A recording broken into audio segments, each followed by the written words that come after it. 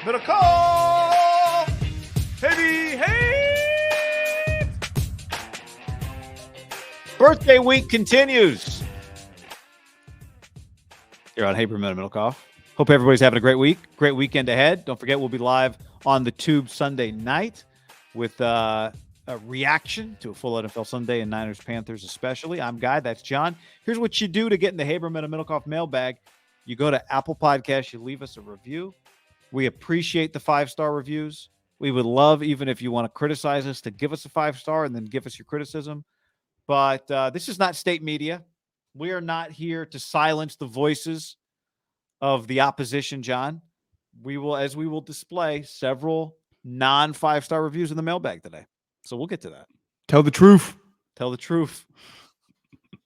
As Will Smith once said. If you're watching this on YouTube, hit that subscribe button, hit the like button. We appreciate that very much. We've been wearing the same clothes for all birthday week? Yeah. That's what you get to do birthday week. You wear the same. Don't change your underwear. Don't change your socks. Don't wash your hair. No. Not a problem for me. Yeah. Not the hair on your head. All right. We're also sponsored by Tito's Handmade Vodka. We love Tito's. We know you love Tito's. Send us some pictures of you having a Tito's. It's weekend is just about here, so handle out on the golf course or a John Daly or a mule, Tito's ginger, whatever you got going. Share it. Feels like in 22 every week's a 3-day weekend, doesn't it? It kind of starts on Friday, so Thursday night have a pop, Friday have a couple, Saturday keep it rolling. Yeah, and just enjoy your weekend with our friends. It started by a guy named Tito. That's his name. That's where the name of the brand started, and it's become, the #1 vodka in America. We love it. We know you love it. Everyone loves it. It's universally loved. How could it not be? Happy 25th anniversary to Tito's earlier this year, and they're still going strong. World domination still ahead with your help.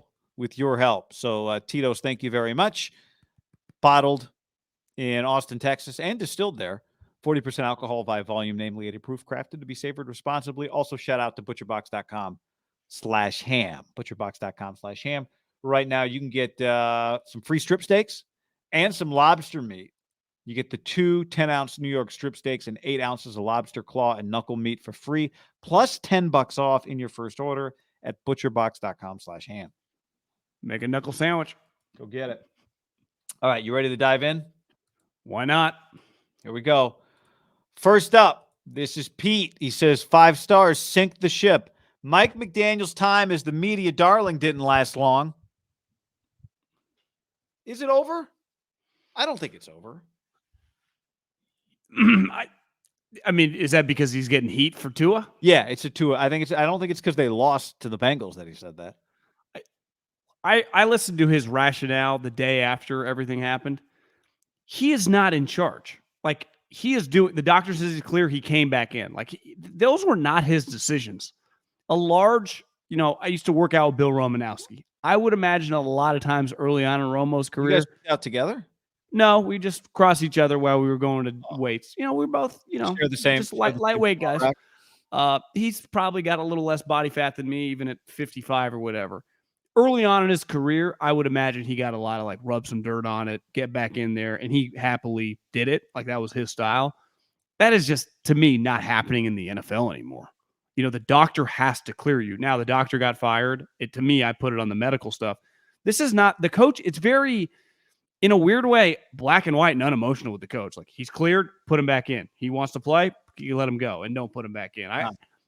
I give him somewhat of the benefit of the doubt. Mike McDaniel, not the organization, not the doctor stuff, but Mike they threw him in there and he cleared to play the following 4 days. Yeah. The doctor said he was good. I think the question, and I'm not saying, I don't even know if this is what people are saying. I just think my natural question, if I didn't consume anything from the outside, would be, does the coach ever ask questions that he doesn't, I don't mean Mike, I just mean in general, that you don't want the answer to?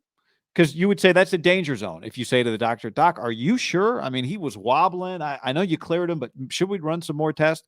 Right? Because coaches want complete, understandably, not just deniability. There's partly that, a little CYA, but also just, hey, they want to be able to say what Belichick said the other day when it came to Max MRI. I don't look at the MRI. Doctor tells me he can't go.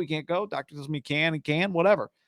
We know that's not exactly how this, like you said with Romo, how the sports always work. But I do wonder does a coach ever say, you cleared concussion protocol? That's great. But should we get a second opinion? Because, man, you were wobbly out there, right? That probably never gets said. Agreed. Next up. Is that their job, though, when you have the best that's and the my point. brightest? It's not their job. It's not their job, but it is the net. Like if I watched it on the couch, like I did, I was watching that Dolphins game, the first to a concussion, back injury, and they came back in the game. My natural reaction was, of course he passed the protocol. Like I know he passed the protocol, but does anybody in that situation say, should we maybe, are we sure that just because he passed the test that he should be back on the field after what our eyeballs just told us about whatever happened to him? That's not your job, but it is a natural thought to have. Are you supposed to have that thought or just, hey, not my choice? But I love this in the corporate world. Above my pay grade. Yeah. Exactly. Baby Zone. This is 5 stars. Hello, guys. Hope you're doing great. Epic podcast. When you start chopping it up, it's the best in the biz. Question. Last year, I think you guys were talking about Stafford later in the season, and he threw some picks in the red zone, and you guys said something about the baby zone, which I thought was very profound and funny as well. I'm writing this a few days after the Vikings-Eagles Monday night game, and Cousins threw some red zone picks, and I was just wondering if they were baby zone. So if you guys could touch on baby zone, that'd make my day. Thanks. So we were watching a Raider game a few years ago. Rich Gannon was calling the game. Was it a Raider game? Rich Gannon calling the game. Yeah, I don't know if it was the Raider game, but it was Rich Gannon's comment. And Rich Gannon said, correct me if I have this wrong, he said it's better to die a child than turn the ball. I had a coach who once told me it's better to die a child than turn the ball over in the red zone. Yeah. And the play-by-play guy went silent. Cattle on MIA. Now he did preface it. He was told this. You're allowed to say that, right? Yeah, I had a coach who told me. You guessed immediately, like, well, I'm pretty sure he played for Gruden. So ever since we heard that, we started calling it the baby zone. You'd rather die a child than turn it over. It's the same as the red zone, and you would not rather have a child. And red zone turnovers are easily the worst. They are a gut check for an offense. Yeah. Or gut punch for an offense. Gut punch and gut check for a defense. Yeah, gut check. I mean, it is. So you throw a baby zone pick. It's hard. I mean, Jimmy's made a career out of it. Derek's had a few. I mean, a lot of quarterbacks have. But you watch the best and the brightest. Yeah, I don't see Rodgers and Brady throwing it to the other team over there, right? They protect that thing like it's their baby. That Brady stat, remember the Monday night game or Sunday night game he had played? Maybe it was their first week 1 they played in prime time, and it was whatever. It's Brady's like 51 touchdowns and no picks in his last X amount of games in the red zone. Yeah. I looked up the stat at the time, and it was his I think he's got like 18. I mean, his ratio is off the charts. Now, if you wanted a tamer version of that, you'd say you must protect the ball like a baby in the red zone, and thus it's the baby zone. You could, if you wanted to tame it up a little, you could do that. But that's where it came from. Wild, old school football quote, and that's why it's the baby zone. So it's the same as the red zone. Yeah, and if you wanted to go the complete other way, you could probably dive into some abortion law, which is a polarizing topic. That's right. So, I mean, when does the red zone begin, John? Exactly. Some people say it's at the 20, but I say it's the second you get the football, even if it's at the other 1 yard line. Yeah, we could. Does a heartbeat start at the 27-yard line? Yeah, some people think that the true red zone is at the 50. That's a great point. We could do I think we could do a 30-minute show on just that. Probably when good. does possession begin? What is it, 9/10 the law? I've never understood what that meant either. Great question. Next up, we are unafraid here. Mark says, I'm writing this after the Niners lost to the Broncos, so emotions are high. I want your opinion on whether you would look to do this. Let's say things go downhill this year and the Niners miss the playoffs. If Sean Payton agreed to come to the Niners, do you think Jed would pull the trigger and replace Kyle with Payton? And do you think this would be a good decision, or do you prefer to stick with Kyle? Thanks, guys. I'll take your answer off the air. Well, think about this guy. Obviously, he has a Super Bowl from a long time ago. We were basically like right out of college. You know, the famous picture with Drew Brees and his kid have the headphones on, or the earmuff things. Yeah. That's a long time ago. Do you know who has 4 playoff wins since 2019? Kyle. You know who does not have any playoff wins in the last 3 or 4 years? Sean Payton. Remember Sean Payton? Remember the reason that the 49ers played the Minnesota Vikings with Kirk Cousins is because Kirk Cousins beat Sean Payton in the Dome in 2019. But with a miracle. But it was a nice throw to Thielen. Yeah. Marcus Williams. The Diggs play. Wasn't that the Diggs game? Where Marcus Williams misplayed that ball down the sideline?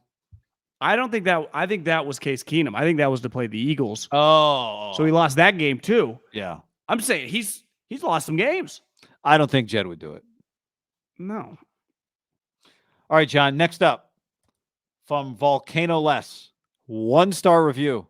Headline, what a couple of pretenders. MIDDLEKAUFF had a short stint as an NFL scout and talks as if he really knows what he's talking about. But all he does is opine like a drinking buddy with his high squeal. Haberman is just a yes man to MIDDLEKAUFF's hot takes. All they seem to be doing is coming up with controversial opinions to get clicks. What a waste of time it is listening to their long, boring podcast. No mas. Now, was it long and boring because he made it 2 hours and then at the end of the 2 hours was like, enough? I don't. What do you want to start with here? I talks like he really knows. Short stint in the NFL. You know what I think about any podcast? Yes, man. Is just a form of entertainment. Like this is not. We've always hung our hat. Like we are never going to break down the exit. We're going to play the hits here. I mean, we talk quarterbacks, we talk coaches, we talk the big stuff, and that's what we enjoy because that's what works. I don't pretend to be fucking, some 20-year NFL vet. I've enjoyed my life much more ever since leaving the NFL. I've never pretended like I really want back into the life. Like it happened. It was cool. And it changed my life for the better, but it was just a small period of time. I don't pretend to be, some all-knowing guy. What about I don't disagree with you enough, maybe? I'm just a yes man. I think we disagree all the time. We've gone back a long time since we don't argue enough. Remember the radio people wanted it to be like Skip and Shannon. Yeah, well, that's the irony, right? Is that it's hot takes, but it's in the hot take world, it's a lot of fake disagreement. It was like, yeah, you got to pick the other side. We'll get to some more non-5-star reviews. We've listened to a lot of stuff over the years. We do a lot of critical self-evaluation. In fact, the other day, somebody sent you a long DM about something they didn't think it was very nice, but they said, I think you guys are making a mistake. And you sent me a screenshot of it. And within 8 seconds, we have changed the way we operate on one thing in particular that I won't get into. But based on that one person's opinion, because we both went, oh, yeah, that's actually. Now, you don't want to always do that, right? Apple's thing famously is, no, we don't let anybody. We change the consumer's habits by what we do, not the other. The consumer doesn't tell us we want we want a little hole for the headphones. We get rid of the headphone jack, and the rest of the world will adapt to us. Well, you know what Bill Polian's thing was? Huh? If you listen to the fans, you'll be sitting with them. Yeah. So it doesn't mean we don't take in other. Even though we like sitting with you guys. Yeah. Well, it doesn't mean we don't take in criticism or constructive criticism at all. But I said all that to say, like, I can say very definitively that John believes the shit he says and that I believe what I say. And I do find that sometimes when people don't like the opinion, then it's more likely to be viewed as a hot take than when they do like the opinion. A lot of these bad reviews came around the time that there was a lot of Trey Lance conversation going on. I don't know if you've noticed that, John, but I have picked up on that odd phenomenon that when Trey Lance gets criticized, suddenly. One thing I said to somebody today was go check the tape, like all our shows. You can go check. Last year, there was a whole thing, not a whole thing, but like in our little world here, we're too critical of Trey. That's not something new because Colin Cowherd said something about Trey 2 weeks ago. It has nothing to do with anything. But, people like connecting those dots. Here's one, 3 stars. Not sure the change. These guys changed once Trey Lance started. They went from backing Lance and supporting him to saying he can't play quarterback and the only play he can do is QB power. It's like they smelled a national change and tried to get on the Lance is not good narrative. Their practice shows never said anything rather than he can make a few throws bad. Not what they're saying now. It's like they prepped to Jimmy is better for the team narrative. And now look worse. That was shown as a joke and they pivot again. Then he sucked and now it's blame Kyle. Don't fuck with our advertisers. Yeah. That's the one thing I won't read in I can't even follow this stupidity. This is one of the stupidest things. Thanks for the 3 stars. But if you're going to say something that's stupid, make it 1. Like, this is stupid. This is stupid. Well, I don't understand, and I think this level of a sports fan that just will not pivot. Like, if I believe Russell Westbrook was a great player, I'm going to go down with the ship. Like, I'll just pivot my opinions as I see things or do things. Like, and there were practices where he was good. And being flippy floppy and evolve. I would say not pivot, John. I would call it evolve.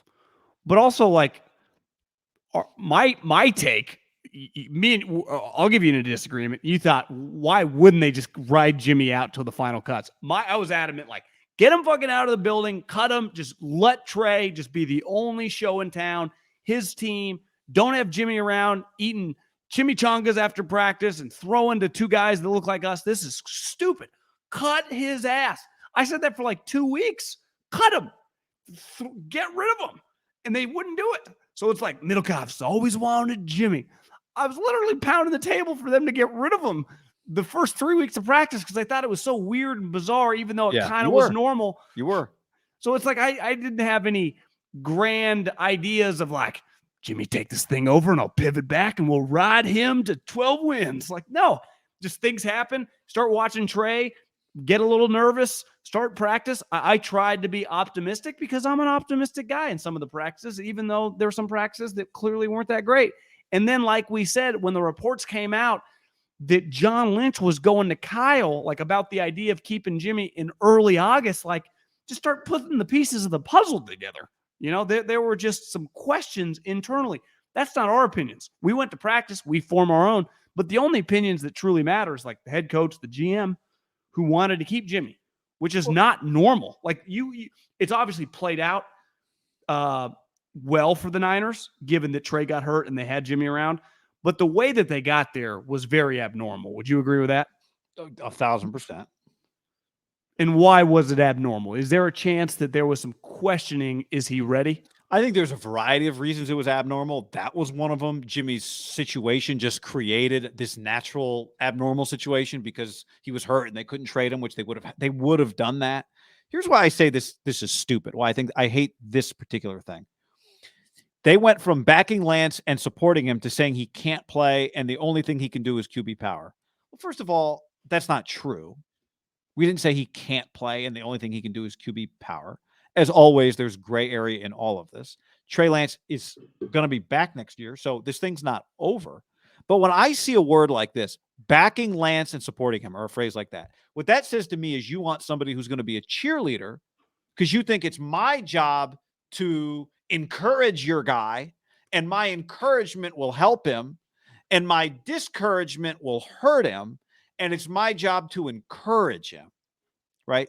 That's like, what would be an example of this? It's kind of like saying Kyle Shanahan went from backing and supporting Jimmy with a big contract to saying he can't play and replacing him with Trey Lance. They try to replace him. Pick any quarterback that's ever been drafted number 1 or whatever. At one point in time, the person that drafted him thought he'd be a star. And then they stopped. Once upon a time, John Schneider would not have envisioned trading Russell Wilson. And then he did. So this idea that like they went from supporting him to not supporting him. Well, first of all, let's be clear about one thing.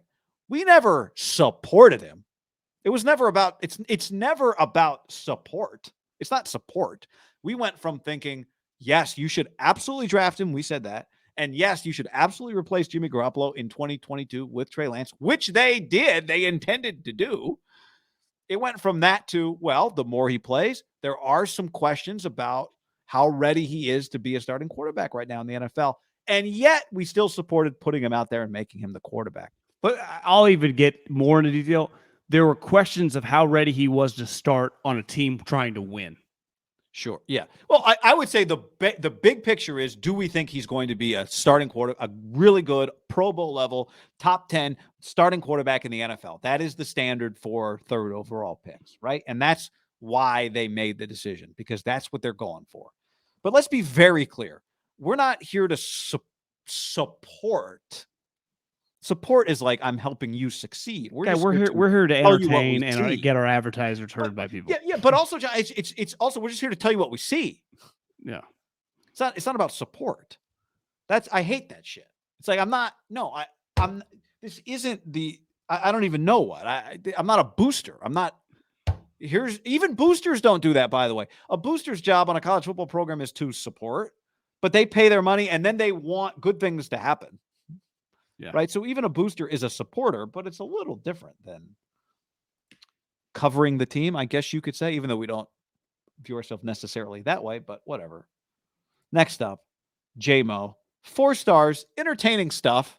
So we progressively, we're going to get to 5. Good banter. Guy's terrific and thoughtful. Obviously plugged into the Niners. MIDDLEKAUFF seems less connected to the team and blows with the national media wins, which makes sense given his league-wide background and other media commitments.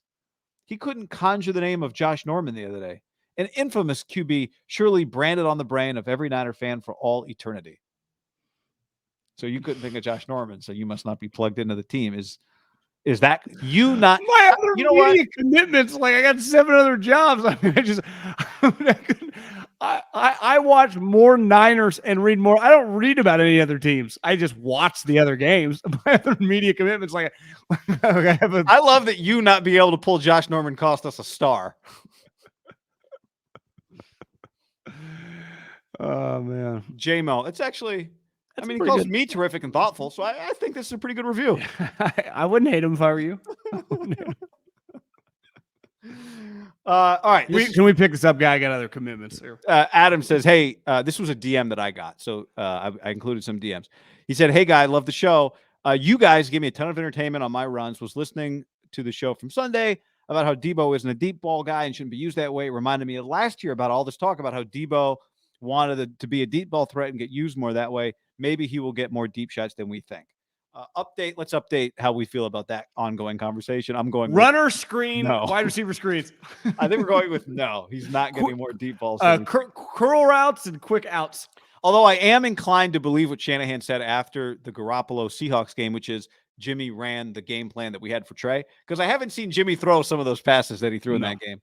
Although Danny Gray hurt is, one of those deep balls was to Danny Gray, and he's not available. And Juszczyk ran straight, and he didn't even look his way. This is from BFK 84. What was the farthest pass of the day on against the Rams? Would have been the Warner one. He didn't throw that many. Warner throw. He didn't throw that many. I feel like there was an Ayuk downfield. There was a big gainer to. You count the one at the end of the half. Ayuk 15 yards at the beginning. Jennings. Blah blah blah. Missed Jennings. Might have been his farthest. He missed Jennings, but he hit Jennings. Another time here, I can give you. If you give me 1 second, I can tell you. Longest throw of the game. So the Debo was the 57. Juice the 35 was a lot of run. So was Debo. Oh, the Kittle 20-yard catch. It's not really an over-the-top throw. Yeah, that's a pretty. That's just. You just asked me what the longest. I'm just. No, I know. I didn't even mean completion. I just meant he's not pushing the ball down the field. No. Really. Yeah, I think fair to say. BFK says, really enjoy. Oh, this is Kyle. Sorry, Kyle. Really enjoy listening to y'all. Great takes. Like y'all's back and forth. Keep up the good work. Go Hogs. Big game for Sam Pittman's bunch this week, John. Sam was right there with Alabama for a split second. I love a good, kind of older guy, man boobs. I like the body. Sweat. A lot of sweat. Oh, yeah. Just Arkansas's, they're the number 1 baseball team. Their golf team is Daly's kid. Their football team is top 25. Their basketball team's top 10. Musselman, yeah. Who was with them yesterday? Who was with Musselman or with Arkansas? There was a famous coach or someone was hanging out with Eric Musselman on Twitter yesterday. I'll look it up while you go to the next one. Coach K or well, you're looking. I'll just tell you, they play at Mississippi State. They play at BYU. That'd be a sneaky, pretty awesome game to go see. if anyone's in the Utah area. Arkansas at BYU. That's probably incredible. Yeah, that's pretty good. Their next 3 games, they go at Mississippi State, at BYU, at Auburn. Yeesh. So Jason Kidd. That's who it was. Oh, Jay Kidd. Yeah. This is from Jason. He says, quick question about DraftKings. Is there a bet for defensive player of the year or just more sacks? Or most sacks? I'm definitely throwing Bosa in there. Good question. I'm going to have to sign into DraftKings. I probably should have prepared for this question better to see what the future bets are. I thought early in the year that Nick was going to be great, but like the momentum was too big for Micah Parsons to overcome it. But I do not think that anymore. I think Nick can definitely win the award, especially if he has 20 sacks. Does feel like those two are out in front right now. Could they share it? Not ever my favorite, but doesn't feel likely. If the Cowboys with a backup quarterback, I know Jimmy's technically a backup quarterback too, but it doesn't feel that way. If they have similar stats, it feels like Micah might get it just because. I'm not saying that's the right thing to do. I think it's going to be like this is the number one defense, potentially the Niners, potentially if they're the number one defense and he's their best player. Right now, to answer Jason's question, in part, I'm looking at the DraftKings Sportsbook, sign up with code HAM. Micah Parsons plus 250 to win it. Bosa plus 800. So you can get much better odds on Nick Bosa than you can Micah Parsons right now. I'm place a wager on Nick Bosa today. Rashawn Gary plus 900. Next up from Carlos, he says, what are the odds Curry retires after this season? I'd say 0. Which Curry? Well, I think Aaron Curry? Seth Curry? You know what Steph is scheduled to make the next couple of years? What, 40, 48? He makes this year 48, 23, 24, 51, 24, 25, 55, and in 25, 26, I think he'll stick it out 59. Wow. Did you catch the clip from the Manning cast where Steph came on and Peyton said that, we have a lot in common. We both have annoying younger brothers. That's pretty good. I did not. You know what this question made me think is not about, I brought it up not so we could debate whether or not Steph's going to retire this year. I think they're very low. I'm with John. But let's say that Steph went to Joe Lacob and said, Joe, I'm going to retire. There's no question that Joe would then be in a position where he has to violate the league's salary cap to try and get Steph to stay, right? That would be his move. You agree with that? He'd have to do something beyond paying Steph's regular salary to get Steph not to retire because Steph would be so valuable to him, right? 100%. So what would Joe, if Steph said, Joe, you can keep your whatever that total you just added up is, your 200 million, 220, I'm out. What would Joe's move have to be? Ownership stake? Silent ownership it'd stake? be stuff like the equity stuff. It'd be stuff under the table into companies. Like, I know this thing's going IPO. I know this can get you $100 million, $200 million. Steph's already worth hundreds of millions of dollars, though. Right. So, that'd be the problem. It's like if he's financially satisfied and he was fulfilled with what he'd done to this point in his career. In a weird way, it's like, hey, I know you're on the waiting list. Even you 7 years away from getting to an Augusta. You'll become a member at Augusta tomorrow. That'd be a good one. I think stuff like that. Yeah. That's how you tickle his fancy. Would you like to become president? We could back you. You could become the president of America. But do you think Steph would want to be the president of America? No, but I'm just asking, what are the things that are out of Steph's reach that he would need Joe Lacob's help on? Oh, like I'll fund your campaign? Yeah, I'll fund your campaign. Would you like to be first to the moon? We could start. You would have to find out all the stuff that like money can buy, but you don't think about money when you desire it. And I wonder if Augusta would go a long way. Augusta would probably be number one on the list. John, it wouldn't be a podcast mailbag without this. Given 5 stars, given recent history, we'll probably need winning starts from a backup quarterback to make the playoffs. Will Brock Purdy remain QB2, or will the Niners look for a backup with some experience to put between Jimmy and Brock on the depth chart? Love the pod. Did you see the story? It got retweeted into my timeline, and maybe I didn't read Peter's piece, but I think there was some buzz that Frank, Chris Ballard, and Matt Ryan are on the hot seat. So if at the end of this season he fires everybody and they basically just blow the thing up, and maybe they cut Matt Ryan and they just eat it, they just start over. They just want to bottom out. I would say that Matt Ryan and Kyle reuniting wouldn't be. We'd have to keep an eye on that, depending on what happens with Jimmy, Trey coming back. So, good point. I think you've connected some dots there. I will say I've always remembered watching the interview that Kyle and Matt Ryan gave before the Falcons-Patriots Super Bowl, the one that I always love, where Matt recites exit to east, right, nasty, toucan, blah, blah, blah, blah, blah. And I remember watching that interview then feeling like, even though part of the story was like how these two guys have come together, that there might have been just a little tension there for Matt. Like Matt Ryan would prefer to not play for Kyle Shanahan. Now, he gave him the best year of his career, but I wonder if Matt Ryan would want to do that. Maybe he would. I don't know. Maybe I'm wrong. Maybe I'm misreading it. But that'd be interesting. I mean, part of me would think, do you go a little more? This is going to sound insane. Do you go Wentz? Trey Lance's backup next year? No. I said it sounded insane. Gino, I wonder if Matt Ryan could retire if this year just gets really ugly. It feels like he could, John. Trubisky stinks. We're talking about backup quarterbacks here. But here's the thing. This isn't even what the question is. The question is that now. Like, I think the point is the point of this is Jimmy Garoppolo historically gets hurt. So we'll need winning starts from a backup quarterback to make the playoffs.